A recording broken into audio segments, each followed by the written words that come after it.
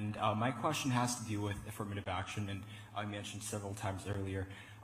In the history of the United States, as we all know, Civil War ended in 1865, and a lot of people think that slavery ended back then, but there was another form that is called indentured servitude that lasted until around the early 1900s, and so this form sort of continued, and then we got the civil rights movement in 1965. And so my question is, given the history, there are injustices done on people of color, and do you think that they deserve some sort of reconciliation? And if so, if not with affirmative action, what form? And if affirmative action is the answer, which according to your answer earlier, not exactly what you agree with, but for what length, right? How long should it last? And that's my question. No, no reconciliation, no reparations. We've already overly prioritized in society. I'll prove it to you. There is institutional black privilege in society today, and no one wants to say it out loud. Blacks can get into college with lower test scores. They get more acting contracts. They're literally in every other television commercial, right? They're allowed to, literally, if a white person says a certain word, you could be completely terminated from public life, right? And so we've spent trillions of dollars post-Great Society, post the Civil Rights Act paired with the Great Society. Did any of that help? No, actually, blacks got poorer on average.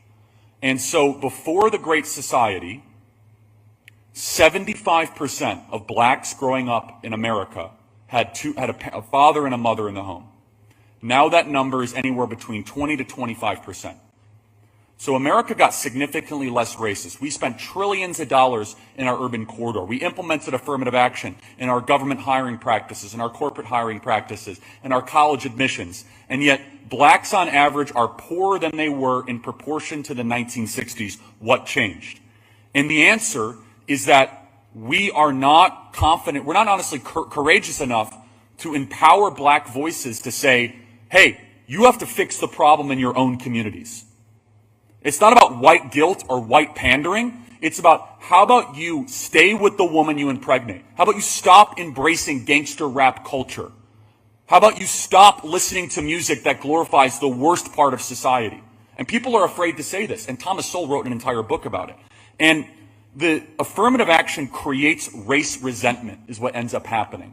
And while I acknowledge that, yes, of course there were laws that were unjust in the past, we've already lived under the biggest reparations program in the history of modern society, and it's been an abysmal failure. You want to know what true liberation would look like?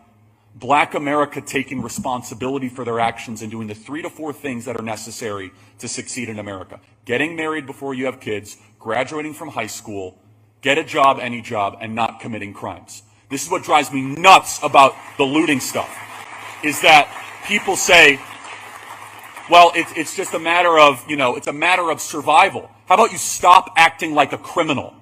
How about you stop stealing stuff and we justify it?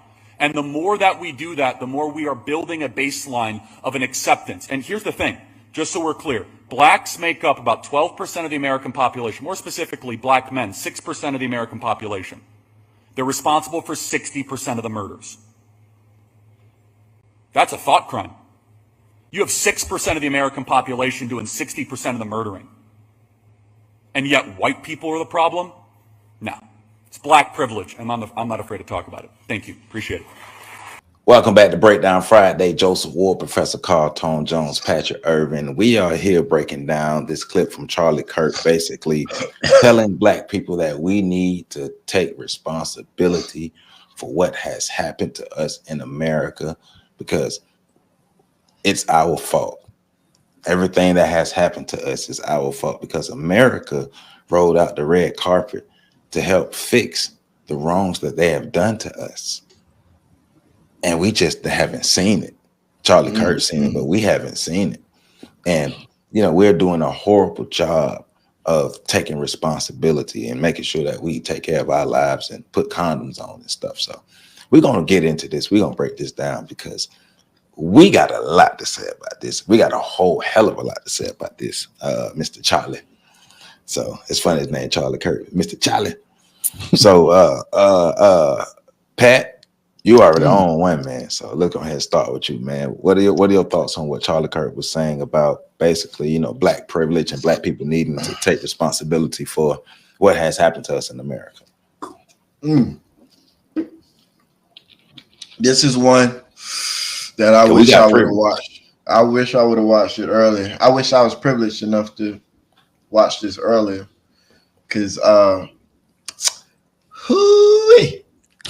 black privilege.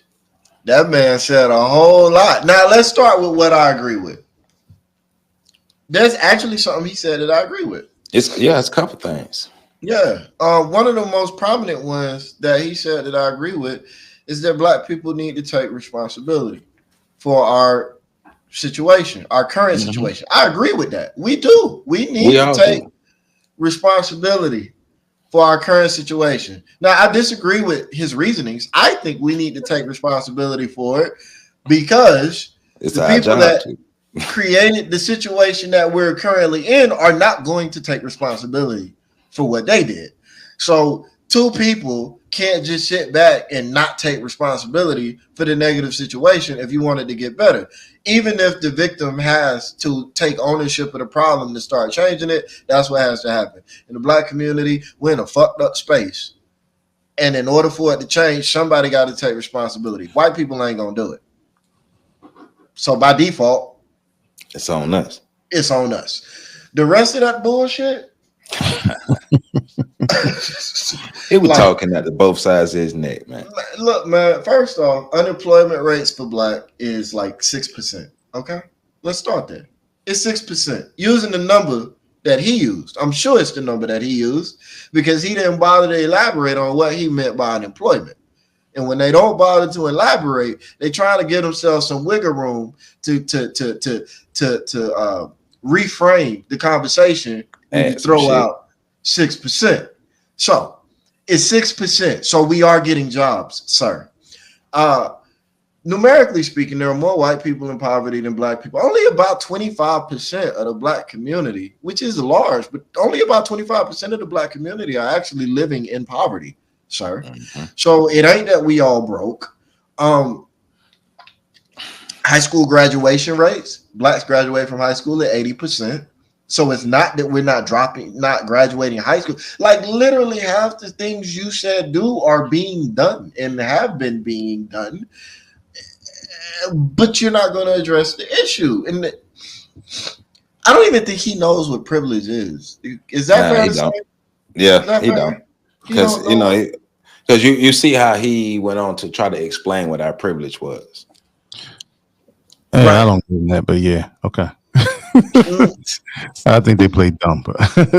So for the people that ain't as smart as he is, because I do think you have to be a certain kind of smart to make up such a creatively, deceptively stupid argument. Yeah.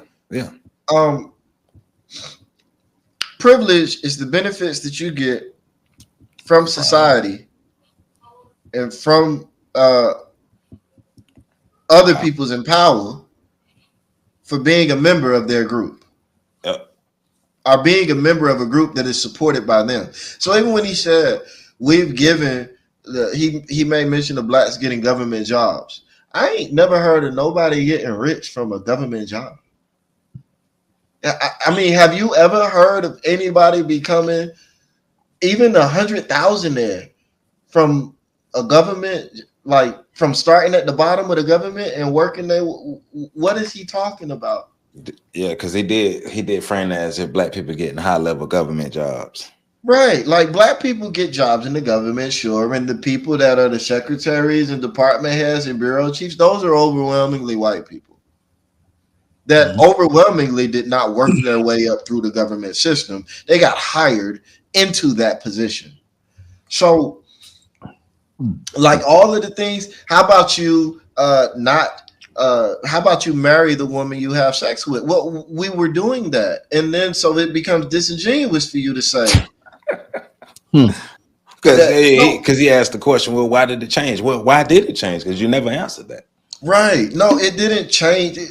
First, the stupidity of saying it changed because they got better economic options. That's just pure foolishness. Is that what you're saying, sir?